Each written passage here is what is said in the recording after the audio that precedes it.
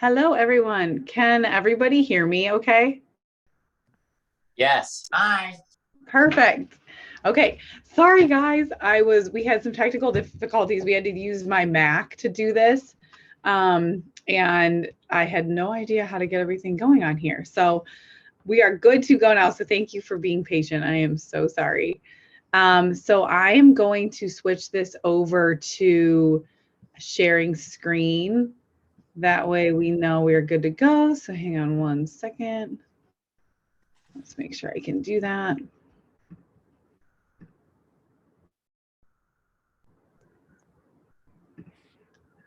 Hang on. If only I could figure out Zoom.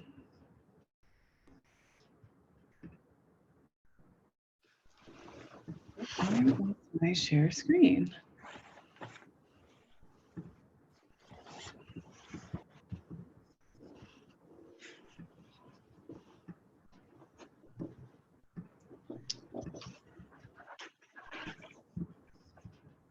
Okay, is anybody on here a Zoom pro who knows how to share screen? Because I am like, there we go.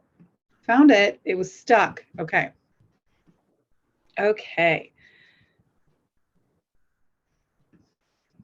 Goodness, I am just having all of the technical difficulties here.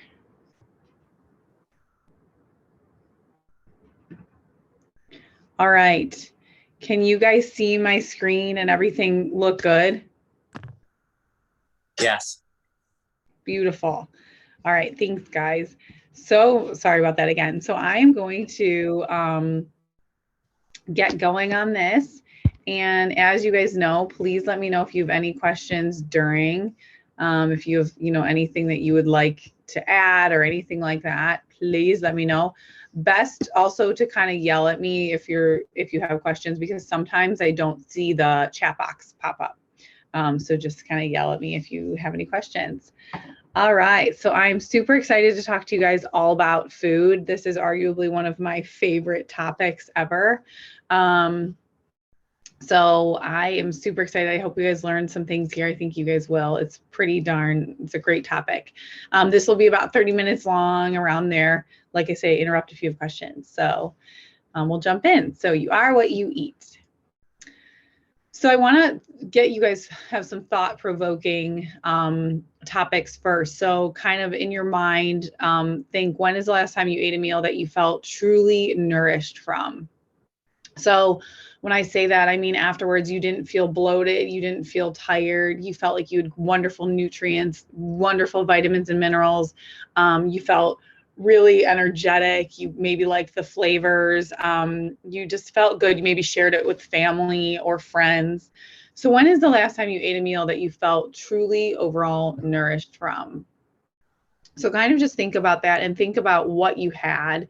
Think about what made it that way, and take your mindset that way. Now I want to skew this a little bit, and I want to tell you guys about my last meal that I felt truly nourished from. So my last meal was probably when I was visiting some friends in a warmer climate, and I had a really big salad with a smoothie, and I had wonderful farm fresh meats on it, and it was just a wonderful atmosphere. We were actually sitting on the beach. I didn't feel bloated after. I felt wonderful. I knew the ingredients were locally sourced. Everything was whole foods. There was not a single chemical in the meal. I felt absolutely wonderful.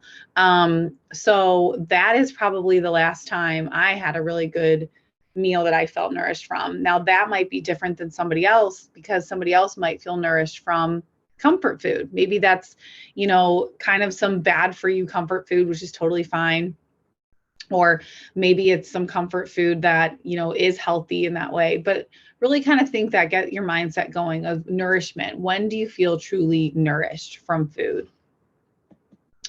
So this is definitely one of my favorite quotes, let food be thy medicine. So really, I urge you guys to all start thinking about your food every single day as medicine, as something that you put in your body every day that should be nourishing and should be healthy, just like the products you put on your skin and your hair, on your face, anywhere. They all should be natural things that nourish you and not things that could potentially harm you. And unfortunately, our food supply is mostly harmful.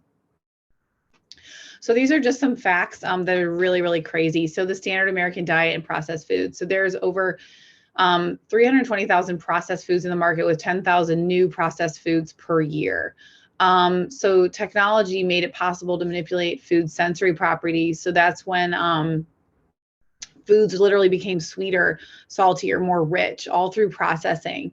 And this is a quote, it's from a research study, there appears to be no set point for the amount of fat or sugar people will eat. What that means is basically we don't know we could add, tons of grams of sugar to a food every day, and people will just think it keeps tasting good, keeps tasting better. And we keep building that set point higher and higher and higher. And our bodies at what point are going to say, oh, this is just what I'm supposed to have is 100 grams of sugar a day, when really we should only have less than 26. So this is kind of the scary thoughts about the standard American diet. 1 in 10 Americans meet the basic food group recommendations. And by age 9, only 12% have good diets. And people now eat predominantly for pleasure and not nutrition value. So that is very, very key. How often do we grab something on the go because it's convenient, or it's just will taste good and it's sitting at the end of a register? It's a piece of chocolate, a bag of chips, things like that. And it's not a fruit or a whole food. We also eat way too fast. We're a population that eats super quick. And like this quote says here, 1 in 10 Americans meet the basic food group recommendations. I can attest to that because of the patients I see. So we should be honestly my goal for patients is to have minimum 8 servings of vegetables a day. Do you guys do that? Anyone sitting out there do 8 servings a day of vegetables? I sure hope so. But that's the minimum. And some people, I have friends, patients, so no matter family members that don't even get 2. 1, so we have a big issue with our nutrition going on. So why is this also important? So processed foods and chemicals and basically those are things that we can't pronounce, I'll get back to that in a second, are linked to generalized inflammation, so cancer risk. They're related to artery plaquing. They're related to chronic pain, mental health disorders, hormonal imbalances, metabolic dysfunction, and obesity. So processed foods. So what are processed foods anyways? They're basically foods that aren't naturally occurring. So believe it or not, technically a granola bar is a processed food because we're processing it and we're binding it together with a bunch of, ingredients bound. So technically it is processed. Now that's different because it's made out of whole foods. The difference between the processed foods that are the scary ones are the ones that are filled with chemicals and things, like I say, that we can't pronounce. So those are going to be the nasty ingredients that we have no idea what they are.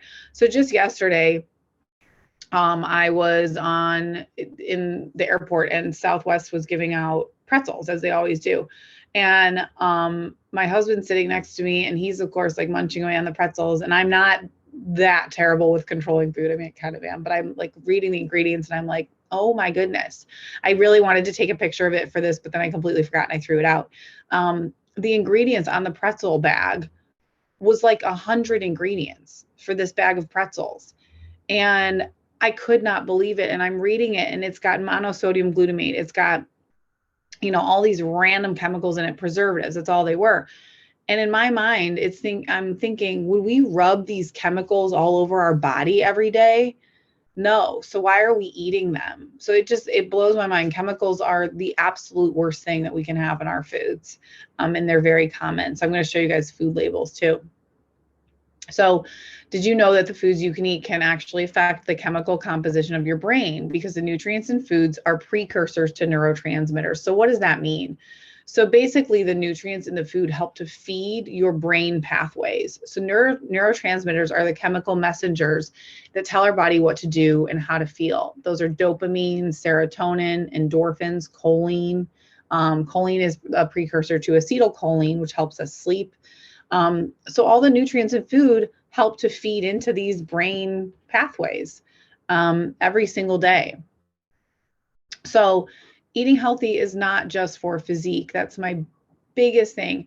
I love, when patients come to me and say, I want to lose weight because I want to look good. Well, love that. I love that you want to look good and feel good in your own skin. But remember, what I actually care about more is what you're eating for mental health, pain signaling, fertility, sleep, all of that. So it's not all just for the physique of your day-to-day life. So let's talk about blood sugar. So I think if any of you guys have listened to the other lectures that I've done, or if any of you guys know me, you know that I am huge strict on blood sugar levels. Blood sugar is so important. It's probably one of the most important things that we can control in our bodies. So here is the lovely US sugar consumption graph. So this is even older because it's in 2012, but Americans consume over 130 pounds of sugar a year, and that's per person. That is terrifying. That is so large. We should only be consuming 26 grams of sugar a day. That is not fruit. People always ask, like, does that include fruit? No, not at all. Now, don't go overboard on your fruit, but sugar is added into everything. They put it in pasta sauce. They put it in salad dressing. I mean, what are other common things that you could think of, that you would just be like, oh, I'm eating this as a random little snack? There's probably sugar. So they add it to everything because it's a taste good and it's a filler. It helps to bind foods together. So sugar causes a cascade of biochemical reaction that result in chronic inflammation. So what is chronic inflammation really? So imagine when you scratch your hand over and over and over again, you develop a red mark or a bump, or, you kind of ruin that skin in that area. That's inflammation. So that really is causing some damage there.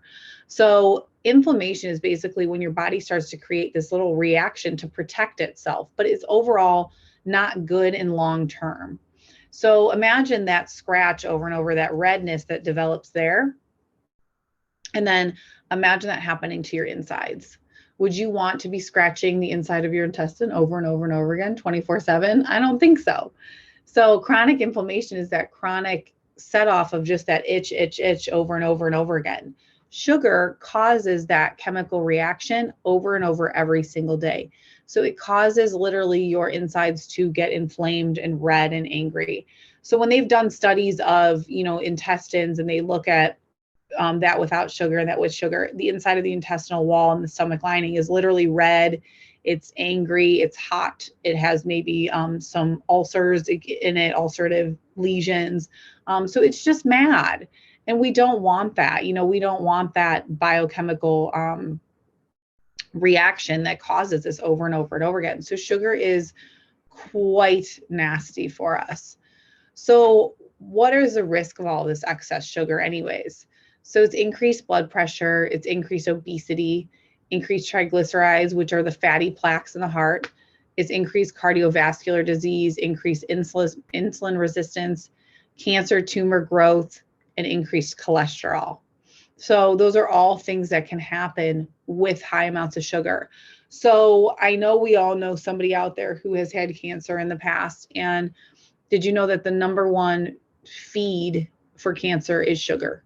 That's why the ketogenic diet is very, very, very, the research is very vast, and it's very successful for those with cancer because you actually are starving those cancer cells. So why would you want to feed all of this nasty stuff every single day if we could avoid it?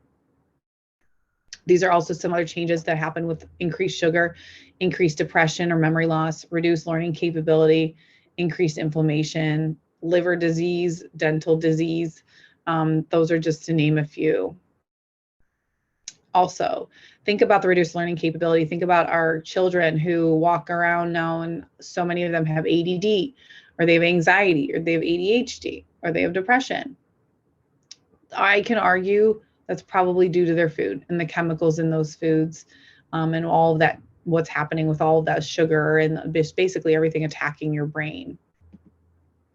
So let's kind of go back to this chemical topic that I was talking about before. So time for a little pantry check. So if you guys want, you don't have to. I want you guys to think about, you can get up either and go do it, or I want you guys to think about something in your pantry, and don't pull out, the most healthy thing in there. Don't go grab your bottle of olive oil. But if you guys have any packaged foods, in your home, go grab them, and or go think about what you have. While you guys are doing that, if you want to go grab something, I'll just kind of tell you guys a fun fact about me. And I by no means am perfect, but in my house, it actually is the way our house is set up. We do not have a pantry because I live in a really old home. And so we just have cupboards. And everybody always, you know, when we have friends or family come over, they'll be like, where's your snacks? And I'm like, we don't own snacks. My snacks consist of like a bag of mixed nuts and maybe some random protein bars, because sometimes I need like something quick, and I mean random by like 3 of them in there. And then I do have like 3 cans of soup in case we, get snowed in or something.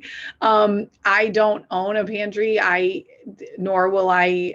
Maybe in a future house I will have one, but I don't think I'll have snacks. I know with children it's easier to have quicker snacks, but instead my snacks are things that are fresh in the refrigerator: fruits, hard-boiled eggs, packets of tuna, vegetables. Those are kind of what I go to. And again, I by no means am perfect, but everybody always, kind of fights me on that thought of like, well, what about snacks? It's like, you don't really need snack processed foods. If you buy whole foods and bring them with you as snacks, there you go. And whole foods can be, mostly refrigerator fresh, but some things can be, kept in the cupboard, like I said, like nuts, things like that. All right. So for anybody that did grab any foods, what are your ingredients that are in there? So if you, not that you guys all went and grabbed candy, but perhaps the ingredients are high fructose corn syrup, maltodextrin, monosodium glutamate, red number 5, sugar. I'm going to come back to that. Aspartame, syrups, enriched wheat flour, basically just a bunch of chemicals. So sugar, this is a big thing. Coconut, beet sugar, date syrup sugar, brown rice syrup sugar, all those things, they still count. Sugar is sugar at the end of the day. Your body still processes it as sugar. The only difference is with like things like honey and agave and nectars and things like that, it doesn't spike your insulin as quickly. So the insulin basically is that response to the blood sugar, so it won't make it sky high. But you still are eating sugar at the end of the day, if that makes sense. So it's a little healthier for you. It blunts that blood sugar reaction in the body, but it still is sugar. So this is the problem, is that our processed foods are filled with these chemicals. So my homework for you guys is to go through and look at your ingredients in your foods and look at like how many of them have chemicals. It's also can be in your refrigerator, looking at salad dressings, like I said, or any condiments. If they have chemicals that you don't know what they are, you can't pronounce, you probably don't want them in your body. So that's your homework. So I'm going to show you guys, I think this is so interesting. So here's like a traditional label of a tomato stew I found online. I think this one was Chef Boyardee. Yep. I wanted to make sure I had this right. This is Chef Boyardee. So you can see there's just tons of ingredients in here. And the good news is the first ingredients is tomatoes, thank goodness. But then keep going. It's got enriched wheat flour. It's got the thiamine mononitrate and riboflavin. Those are vitamins. Those are fortified vitamins. So that's fine. But look at this. You've got bleached wheat flour. You've got, I'm scrolling through, high fructose corn syrup, textured soy protein concentrate. Like, why do they have that? Caramel coloring, modified cornstarch, disodium ionocetate, disodium guanylate, enriched modified cheese. That does not sound delicious at all. And then sodium phosphate, xanthan gum, carotenoid, which I don't even know what that is, but apparently it's color, and then soybean oil. So all of that stuff is really just tons of chemicals. So again, would you want to be rubbing those chemicals all over your skin? I don't think so. Think back when you were, if any of you guys have children out there, think back when you had kids. Hold on. I don't know what just happened. Sorry guys, if you could see that. I don't know why it kicked me off. Okay, sorry about that. Think about when you guys had kids, your innocent children, you want to give them the most nourishing foods. You want to bathe them in clean products, things like that. Would you want to feed your little newborn baby all of these chemicals? No. So would you want to feed yourself them? I don't think so. So this is huge. So I am losing my, hold on, I'm sorry. I'm having the worst technical difficulties, guys. There we go. I think I'm back to normal. So what the ingredients should be. So they should be foods that you can pronounce, fruits and vegetables. They should be from nature, not artificial. Your meat should be real meat. It shouldn't be processed and filled with a bunch of chemicals. It should have animal and plant-based herbs and flavors. Non-adulterated means non-altered with. So again, not processed, like the wheat flour that you saw on that previous slide when it says bleached wheat flour, that's altered. It takes away all of the nutrients in it. So essentially it's a filler. And then arguably not packaged. So we want things that are healthy, that can breathe. So think farmers markets, things like that. This might kick me off again. There we go. Okay. So here is a different tomato stew. So I literally just Googled tomato stew, and this one came up here. So this one has, you can see there the ingredients. Back to this one says corn pasta, rice, carrots, bell pepper, celery, tomato, parsley, scallion, garlic, bay leaf, and sage. This is also a product. This one is a dry mix. So you add this to a broth or a tomato soup. But this is the type of ingredients that you want. All natural. There's, look at the differences between the sodium there. So sodium is still going to be a problem, but you could see there, let's see here. The sodium here with 700 milligrams, but a smaller serving. This one in about what makes a normal serving, the sodium is 25 milligrams. You see, that's a huge change. There aren't all those nasty chemicals in there. This one has a little bit less sugar. I don't really care about calories, honestly, too much. It's not something I look at for people rarely, but you can just see the differences. Look at that, all those gross, weird ingredients. And then you've got this one, beautiful, clean, nothing harmful in there. So how can you implement these changes? And I want you guys really, to get the wheels turning in your brains of, what can I do right away? How can I start this? Because this can be very daunting for people to change over their whole diet regime. So let me walk you through some baby steps. So step one here, do your own pantry clean out. So I actually, fun fact, do this somewhat on the side for people, and I've done it in just for fun. I'll help my friends. I'll go over and I'll pull everything out of your pantry and I'll walk you through it. And I'll say, here's what you want, here's what you don't want. Don't waste things. I'm not a big waste person unless I'm royally like, don't eat that. But I'm like, use your stuff up. We'll start fresh, and I'll give you suggestions on what you can put in there. So fill everything with fruits and vegetables first. So I know pantries, that's not really a fruit and veggie place, but fill your fridge first. Check all your labels for chemicals. Again, go through your fridge and your pantry. Less than 26 grams of added sugar a day. So let's say some in your salad dressing, it's got 9 grams of added sugar for one serving. You're almost halfway there. So that's stuff that you want to go through. And you want whole food ingredients only. So back to that, you want real foods, no chemicals. So this is a list in our office that I use. This is a whole food list. So this is ideas that I give to people. And I say, hey, here you go. Go fill up your pantry with things like this. And if they ask me, well, what brands, can I buy any processed food? Sure, I have a million. Salad dressings, I love Primal Kitchen. It's very, very clean. There's granola. I love a brand called Purely Elizabeth, also very clean. For pastas, I like Banza chickpea pasta, clean, no chemicals in there, and it's gluten-free. So I've got alternatives all the time, because trust me when I say I've gone and done this myself, and I practice what I preach with food very, very seriously. So these are just some ideas. And then lovely, look at all the veggies, the fruits, the whole grains, beverages, spices, and condiments. And this goes back to making you feel very nourished. So this is kind of the thought process I want you guys to go down. Organic is a really big question I get with people. I don't believe I included it in this PowerPoint, but I personally actually don't eat all organic because it's expensive and I'm realistic. Everyone's got a budget with food. So I don't eat all organic. The things I do eat all organic are the Dirty Dozen. This changes every year. If you guys just Google the Dirty Dozen for 2020, actually in the 2021 list just came out, it changes every year because of the pesticide counts in food. But if you guys Google that, it will give you the list. It's 12 foods that you want to eat organic. The reason being is they're the ones that are most susceptible to really high amounts of pesticides. Everything else, I truly don't. Meats, I eat organic 9 times out of 10 though, because meats, I'm like, you don't really want to mess with a bad meat. Okay, so step 2, so reduce your gluten. Why? So gluten has been genetically modified into a protein structure that's seen as foreign to most of us. So let me explain that in a second.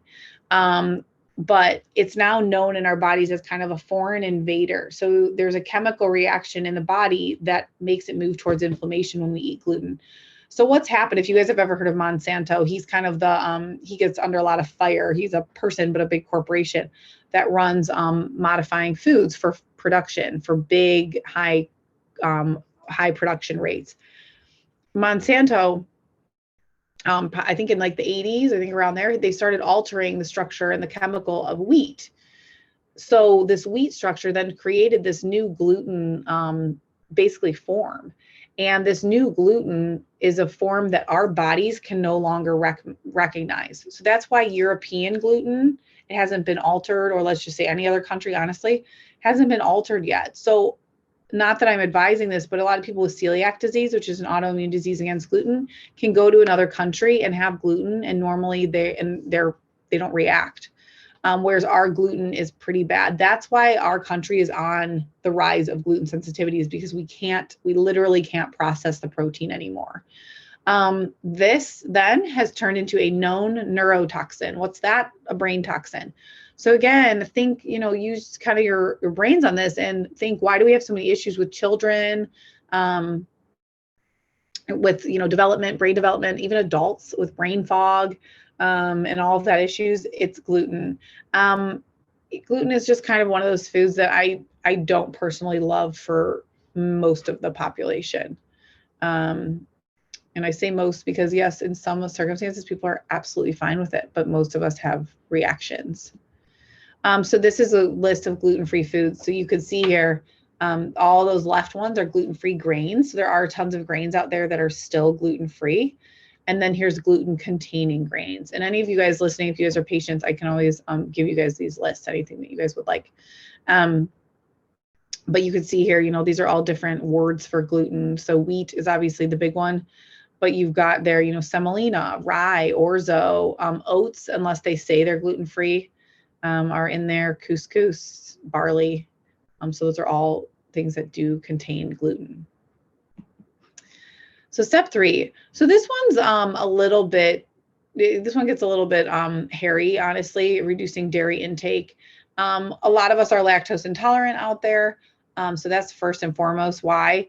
But what's happened over time is we've had a hormonal increase in the traditional cow dairy, meaning on farms, they feed those cows hormones to help with production of the milk. So imagine though, if you're ingesting, or those cows are ingesting a bunch of hormones, then we are in turn ingesting all of those hormones that they are getting. So this is also something where I go back to the young women population.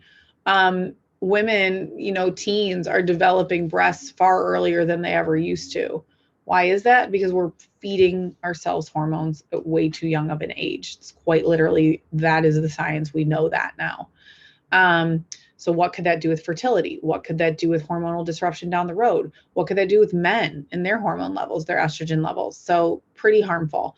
Not saying, we don't necessarily need to eliminate all dairy, but dairy that has not been hormonally altered equals safe. That means if you look at it and says like no antibiotic, no hormone usage, that's the safe dairy. Goat and sheep cheese is not seen as inflammatory, and they rarely feed the goat and sheep hormone to get the milk production higher. So goat and sheep cheese is actually somewhat safe. Step 4, so increase your omega-3 fatty acids. So these are what is found in fish, oily fish, nuts, oils, avocados, flax seeds, and walnuts. Omega-3 fatty acids cannot be manufactured by the body. We can manufacture omega-6 and omega-9 to a small amount. Omega-3 we can't. So omega-3 fatty acids help to feed our brain, and our brain is made up of more than 60% fat. So we want to feed ourselves those omega-3s. They found omega-3 fatty acids help to reduce depression, because think about that brain. It reduces inflammation and helps reduce heart disease. So increase those omega-3s, whether that means taking them in a supplement or eating them daily. So there's my examples. Chia seeds are also a wonderful omega-3 fatty acid. Step 5, so fill your plate with 70% fruits and vegetables. Yes, 70%. So fruits and vegetables are so needed. Our nutrient depletion is so widespread. We need those fruits and vegetables. So a big thing that I love giving to people, I know some of you will be like, ew, gross. But if you think about a bag of spinach, how big that is, if you guys have ever cooked down spinach, it turns into like a ball. But a bag of spinach is probably at least like, I don't even know, maybe 8 servings. I'm not really sure actually off the top of my head. But if you cook that down, you've got, again, a little ball of spinach. If you throw some salt and pepper on there and warm it up or eat it cold, it doesn't matter, throw some lemon juice on there, there's your servings of vegetables in a day. So it's, you know, if you're somebody that like really hates the taste of vegetables, there are ways to get it in, and I can help with that. Same with fruits. Fruits are an easy one for a lot of people, but we want to balance that fruit and vegetable intake a lot. So here's a common question I get. So if we eat well, why do we need all of these supplements? So many supplements are made with herbs and minerals that are either not found in foods or they're not found in a high enough amount in our foods. So we need to supplement with these different herbs and minerals and vitamins, so that way we can just help that body boost up what's already in there as stores.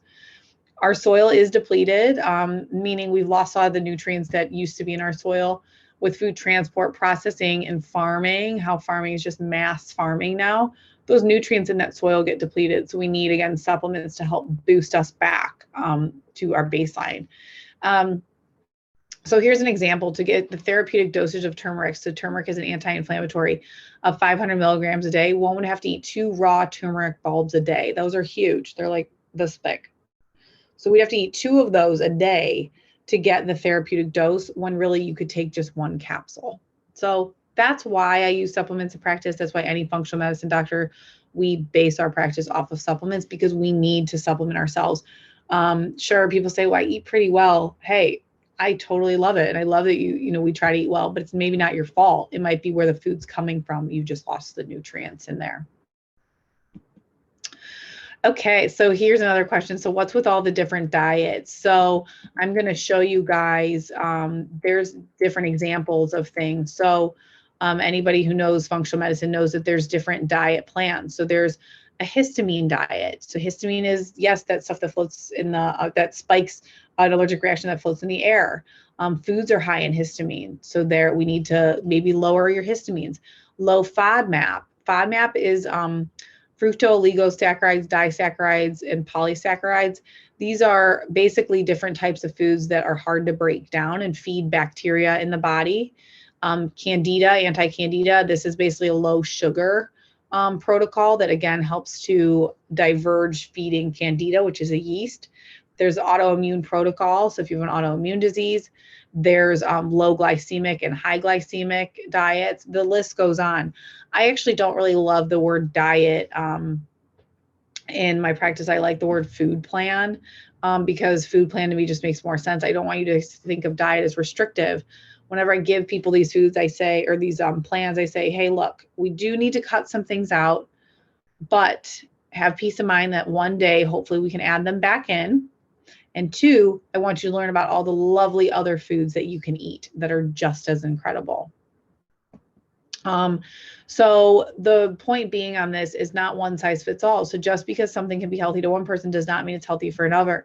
So when I give people these food plans, this is different than you, maybe somebody that tolerates eggs just fine. because you don't have an autoimmune disease. But for those of you that have an autoimmune disease, maybe eggs are not what your body needs at this point in time. So it's very tailored, very methodical, how we go through different food plans in functional medicine. So this is one of my favorite quotes. So finding good food that brings us comfort involves a food that makes us feel good, satisfied, carefree, calm, and cared for. It's the food that makes us feel filled up emotionally and physically. So finding comfort in food is a basic human experience. So food is important to us. It's a comfort. It's a thing that many people look forward to every day. We look forward to sitting down at the dinner table. We look forward to trying new flavors. It's very important to us. But that's why it's my job to help you realize, okay, that important, lovely food could be nourishing you at the same time. So why is it important to work with a professional rather than just trying on your own? So it's our job to assure that you are not deprived, but you're rather nourished. So again, it's not my job to sit here and say, you can't have this, you can't have this, you can't have this, but you can have all of these amazing foods. It's my job to help you build a roadmap for accessible, delicious, nutrient-dense foods that will benefit your body. The focus on macronutrients can be beneficial to some, but not to others. Let me go back to that in a second. And it is possible to still go out to dinner, go to social parties, holiday dinners, etc., and still enjoy your food. So I majored in dietetics as undergrad, and then I worked a lot with people with eating disorders in undergrad, and then even in grad school, and still now. And some people thrive off working on like macronutrient counting or calorie counting or looking at different kind of plans each day. Some people that's very detrimental. So that's why I have to be, I have to know my crowd and kind of know, okay, hey, we're going to focus on loose guidelines for you, but really strict ones for maybe this other person. So it's very, very important for me to be aware of what's going on with the patient in that sense also. Okay. Oops, this got cut off a tiny, tiny bit, but here's the fun part. So I want to read you guys 2 testimonials to kind of get your wheels turning. Let's hope I can read this and it's not cut off. So working with Dr. Melissa was one of the best decisions I made to bettering my overall wellness. After gaining weight after my wedding and experiencing constant gut issues, chronic fatigue, and migraines, I realized that I needed help, but didn't know where to start. None of these things felt connected to me, and I thought that by going to a primary care doctor, I would likely just be sent to multiple specialists and would get put on a myriad of prescriptions. After listening to some podcasts about functional medicine and becoming really intrigued with the idea of getting to the root cause of my issues, I reached out to Dr. Melissa. We met for a telehealth consultation discussing my health history, and she suggested that I take a Sibo breath test. Never having heard of Sibo before, but to my surprise, the test confirmed that I was suffering with it. I started taking natural supplements as well as making small changes to my diet, following the low FODMAP diet. And now 9 months later, I can't believe the changes to my overall health and confidence. Inflammation and gut concerns have decreased significantly, and my energy levels have improved. Over the last 2 months, I focused on increasing my food intake by 1,000 calories. So this was somebody that was under eating because they didn't know what was going on. Increasing water intake, adding strength training and regular movement to my daily routine. I feel like a completely different person compared to who I was a year ago, but know that I would not be here without the help of Dr. Melissa. I cannot say enough great things about the power of getting to the true root cause of your health concerns and using food to fill your healing instead of prescription pills. Functional medicine and Dr. Melissa have truly changed my life for the better, and I cannot thank her enough for showing me what a life without constant gut health issues can look like. So this particular patient had small intestinal bacterial overgrowth, which basically means this overgrowth of bacteria in the gut. If you guys listened to Dr. Sarah's gut presentation, she talked more about that. But once we figured this out, I was able to tailor this particular patient's foods to her exact health. And she lost, I should have put her before and after picture in here, but she lost tons of weight. She just looked visibly less inflamed. She looks incredible. And this was simply by switching her foods, kicking out chemicals, knowing what she needed to nourish her body with, and actually increasing calories in her case. So that was huge. Here's another one. So I've been very sick for 6 years with horrible digestive issues. I bounced to multiple doctors and they couldn't figure out my digestion issues. All they have done is put me on this medicine, that medicine, tried this and that, but nothing was working. They just wanted to slap a Band-Aid on it and send me on my way. I got fed up and switched to functional medicine. I found Melissa and immediately she ran a couple of tests and figured out what my issue has been this entire time within 2 weeks. She is an incredible human who actually cares about the well-being and health of her patients. She is so nice and personable and very smart. I felt comfortable around her the second I met her, and she has never ever made me feel bad about myself or belittled me like I have felt in the past. I 200% recommend her to anyone who's had enough of dealing with doctors and not getting answers. So this was somebody that, again, I knew from listening to her intake. She had 6 years of digestive issues. And within 2 weeks, I ran a celiac panel on her, which was gluten, because I could tell by her signs that she was sensitive to gluten. And we figured it out. And now, yes, this person cannot eat gluten, but to replace feeling really, really, really, really sick all the time with maybe just kicking out gluten is not the end of the world in a case like this. So that was tons of information, and really what I care about most is giving you guys action steps and things to move forward with. And honestly, my biggest thing is I want you guys to your homework is to go look at your pantry and go see what you can do quickly to start just switching things out. That's my biggest take home. And then sugar, as you all know, and fruits and vegetables.